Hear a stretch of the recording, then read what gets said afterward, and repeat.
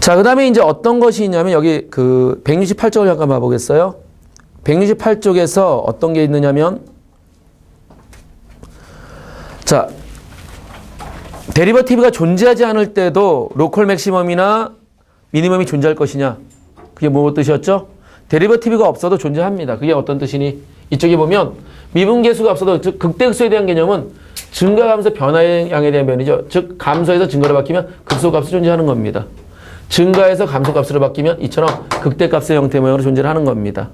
그렇죠? 그러니까 증가 감소에 대한 형태의 모양들을 우리가 모양을 가져서 그대로 표현해 주는 거예요. 그러니까 이것처럼 지금 여기서는 어떤 예를 들었냐면 y는 x의 3분의 2제곱을 들었죠. 근데 이 형태의 모양도 극소값을 가지고 있습니다. 그러나 x는 0에서는 미분 불가능인 거야. 미분 불가능하지만 그 형태에서 미분 가능하면 f'x가 0이 되는 값이 존재하는 것이지만 불가능하더라도 극대극소에 대한 모양을 따지고 그런 형태를 우리는 뭐라 그래? 이런 것을 크리티컬 포인트라 그래.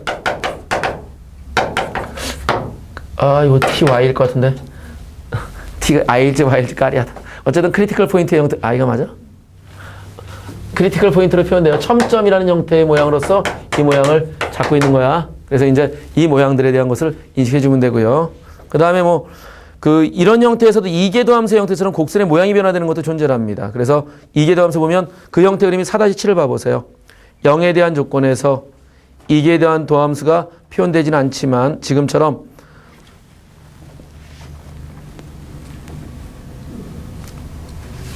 증가함수에 대한 형태에서 부호의 변화들이 나타나지 않는 거죠. x는 0에서의 그러니까 그 미분값들이 존재하지 않지만 x의 3분의 1 같은 건 존재하지 못해요. 0으로 분모로 0으로 하기 때문에 f'이 존재하지 못해요. 당초. 그렇지만 지금처럼 그래프에 대한 조건에서 이런 것들 해소할 수 있다는 걸 얘기하는 겁니다. 그 다음에 f는 글로벌 맥시멈 O와 미니멈이라는 형태는 전체에서 최대 최소에 대한 조건이니까 이건 넘어가도 되고요. 이쪽 부분들은 여러분들 알고 있는 조건들입니다. 그래서 쭉 넘어가도 되겠죠. 진짜 일단 그래프의 형태 모양들을 알면 되는 거니까. 그 다음에 그 172쪽을 봐보세요.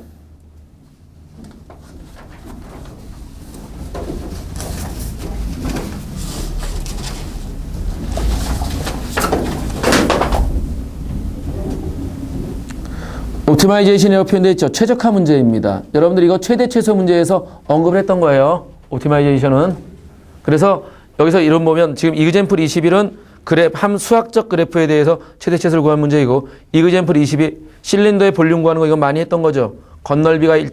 부피가 일정할 때 건널비의 최소를 구하시오. 건널비가 일정할 때 부피의 최소를 구하시오. 그렇지? 그 형태에 대한 문제를 여기서 표현해 준 겁니다. 여기서는 어떤 것을 갖고 있냐면 뭐가 일정한가 볼까요? 볼륨이 일정할 때, 부피가 일정할 때 그러면은 건널비가 최소가 되는 형태의 모양을 잡는 거겠죠. 그래서 거꾸로 역에 대한 연산도 여러분들이 했던 것들입니다. 구조에만 이해를 하면 되겠죠. 그래서 최적화 문제는 상당히 중요하게 다뤄주는 거니까 그대로 여러분들이 표현해 줘야 되고요. 이제 그래프 그리는 것들, 이런 것들, 그래프 그리는 것들은 다 알고 있는 거죠. 자, 여기서 보면, 이것들도 언급을 해줘야 되는데, 그래프 그리는 거는 그게 크게 나오지 않을 것 같아요, 여러분들한테는. 그러니까, 모양적으로 다양한 모양을 본 다음에, 여러분들이 증감과 그 다음에 곡선의 오목볼록만 추적을 하면 됩니다. 그게 176쪽에 있는 표입니다. 보통은, 우리가 보통은, 증감표라는 걸 그립니다. 여러분들 증감표 그렸던 거 기억나죠? 표 그렸던 거 기억나죠? 그때 F'이 0보다 크다 작다인데 그 상태에서 오목과 볼록이 가미되어지는 거예요. 즉 인플렉션 포인트가 잡혀서 그 형태의 모양을 잡는데 그 정도까지 엄밀하지 않아도 될 거고요. 아마 그 캘큘레이터를 쓰게 하면 그래프의 개형을 따지면 되겠고 캘큘레이터를 안 쓰는 문제에서 그 그래프의 개형을 추적하는 문제가 나올 수 있습니다. 특히 이제 5문제짜리 어떤 서술형 문제 쪽에서 나올 수 있기 때문에 그 연습은 좀 해봐야겠습니다. 이건 실전 연습에서 좀 다루죠. 지금 현재는 뭐 그렇게 모양을 할 수는 없을 것 같아요. 그 다음에 179쪽 우측에 있는 용어를 보면 179쪽에 있는 우측에 있는 용어를 보면 벨로시티하고 엑셀러레이션하고 스피드하고 표현되어 있죠. 그러니까 벨로시티 속도, 그 다음에 엑셀러레이션 가속도, 스피드 속력. 그래서 그 벨로시티의 절대값이 스피드의 형태로 표현되겠죠. 맞지? 벨로시티가 스피드가 절대가 맞죠?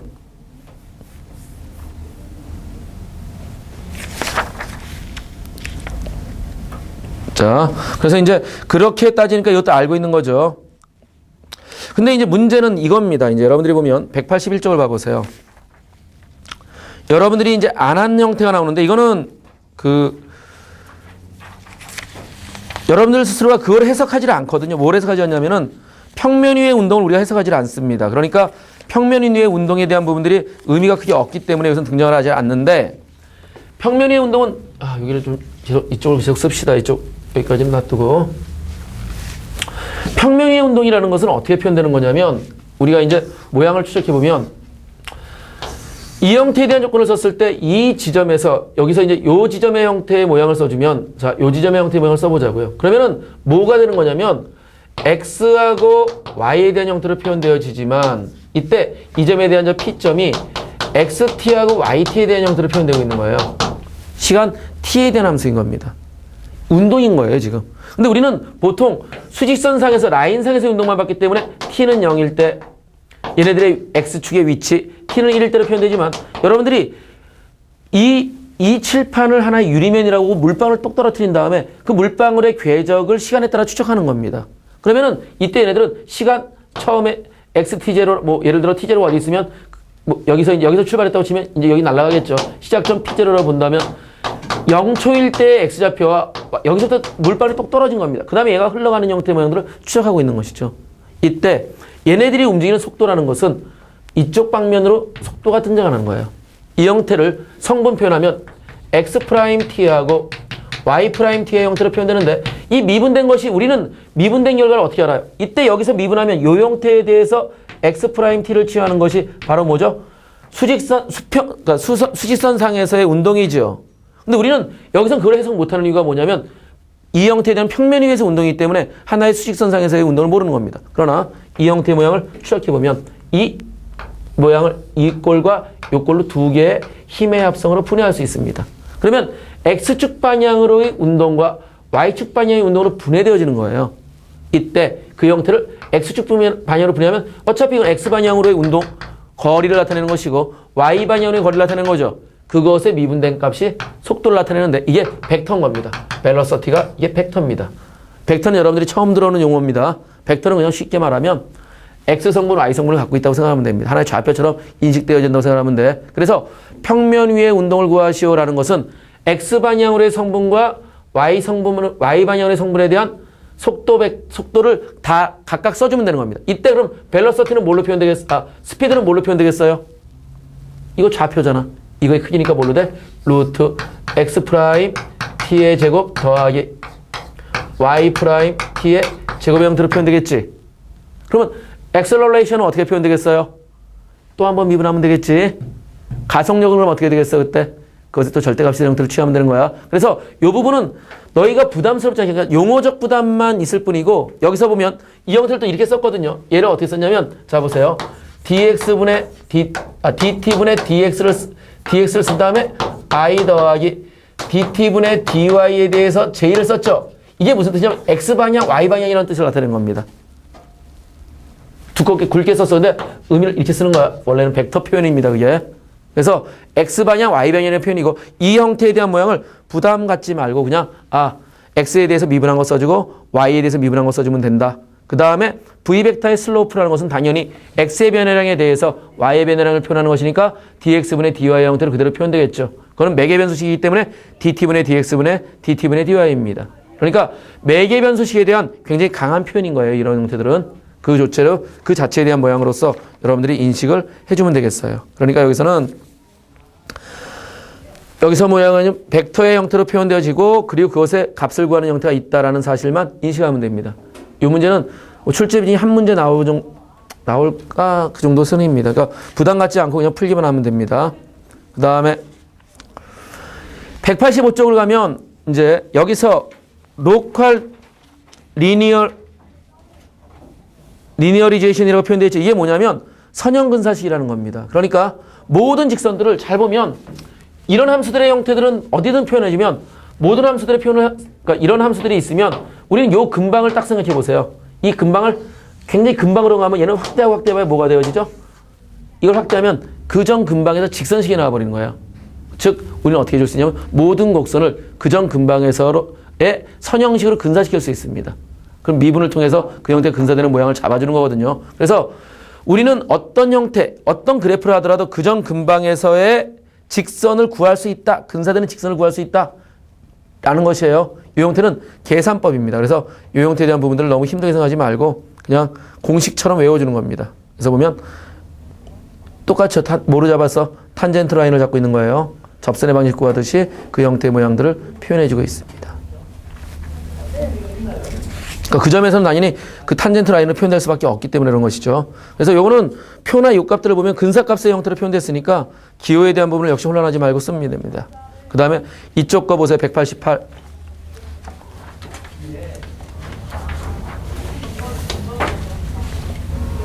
related h라고 되어 있죠. 변화율 문제야. 이거 그런데 변화율 문제 너희가 했던 거야, 이거.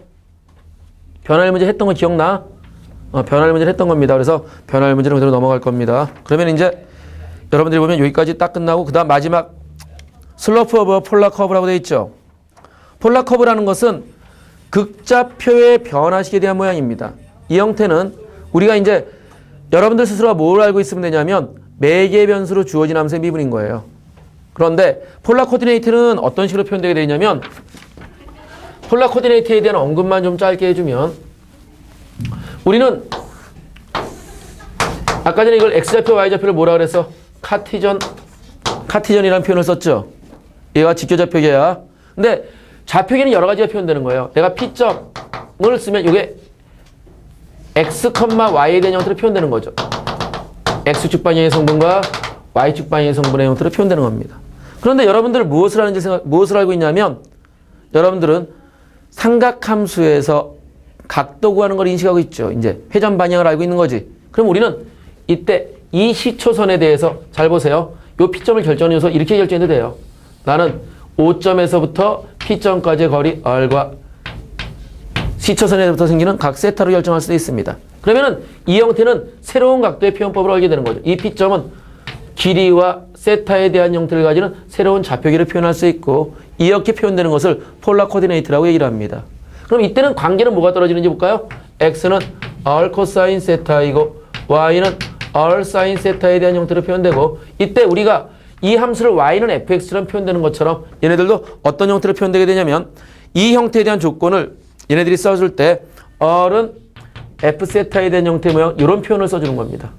R은 f 세타의 형태 모양을 그러면 이 자체에 대한 조건을 해석했을 때 R도 세타에 대한 함수이고 그 다음에 세타도 세타에 대한 함수일 테니 얘는 뭐가 돼? 음함수의 미분법을 따라가는 거야. 그러면서 매개 변수에 대한 조건으로서 이 자체를 해석하게 되어져요. 매개 변수로. 즉 우리가 이 형태에 대한 변화율을 dx분의 dy로 고친다고 한다면 얘네들이 x하고 y가 어떤 꼴인지를 알아야 되는 거죠. 근데 여기서 결정했잖아요. x는 r 코사인 세타입니다. y는 r 사인 세타입니다. 우리가 여기에서 이것을 세타에 대한 식의 형태로 미분해 준다면 이 형태에 대한 조건은 뭘로 바뀌어지냐면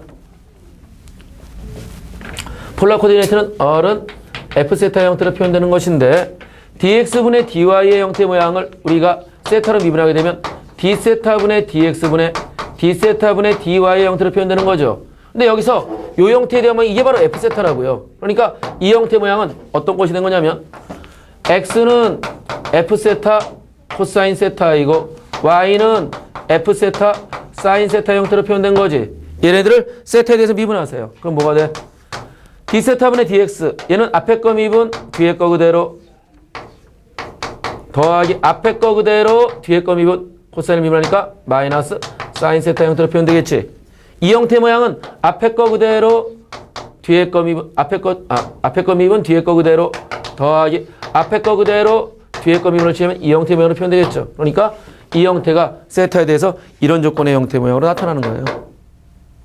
그럼 이걸 써주면 R에 대한 형태 다시 고쳐주면 이렇게 되겠지. R 프라임 코사인 세타 마이너스 R 사인 세타분의 R 프라임 사인 세타 더하기 R 코사인 세타 형태니까 그냥 이 형태를 폴라 코디네이트를 이해하는 것이 아니라 우리는 이제 이 자체에 대한 모양들은 슬로프만 구하고 싶은 거잖아요. 즉 dx분의 dy만 구하고 싶은 거죠. 슬로프라는 것은 x에 x의 변화량인데 y의 변화량이거든요. 그러니까 우리는 매개 변수 함수식으로서 이걸 그냥 해석을 해주면 됩니다. 그러니까 이걸 뭐 여러분들이 새로운 좌표기에 대한 해석을 하면서 부담을 느낄 필요가 없다는 거예요. 왜냐하면 실전적인 문제들이거든요. 굉장히 실전적으로 있는 문제를 풀어나갈 거니까. 됐어요? 그래서 이제 여기까지 하면은 이것이 바로 여러분들이 본 Application of Differential Calculus입니다. 그러니까 이쪽에 대해서 미분에 대한 계산에 대한 응용이 꼴인 거야, 전부 다. 다 처리가 된 겁니다, 이제. 그래서 여기서 새로운 게 뭐가 있었다고? 변곡점의 개념, 인플렉션, 그 다음에 컨케이브 업, 컨케이브 다운. 이 형태를 우리는 오목을 해석하면 돼. 위로 오목, 아래로 오목이니까 그 형태의 오목을 해석하게 되면 이계도함수의 부호랑 똑같아. y2'이 0보다 크면 컨케이브 업, y2'이 0보다 작으면 컨케이브 다운. 이런 형태로 표현되고 그 형태가 곡선의 모양에서 변곡점. 그렇죠? 그 다음에 평면 위의 운동이 새로운 거였죠. 그리고 지금 현재 이 형태에서 그 폴라 커브에 대한 그 슬로프에 대한 형태의 문제. 그러면은 요거까지가 여러분들 새로운 내용이 되고 나머지는 새로운 내용이 없습니다. 자, 이제 그러면 다음번에는 이제 적분법에 대한 것을 두 번에 걸쳐서 나눠서 할 겁니다. 왜냐하면 적분법은 좀 양이 많아요. 근데 미분 공식이 익숙하지 않으면 풀지 못한다는 거 그것만 명심하십시오.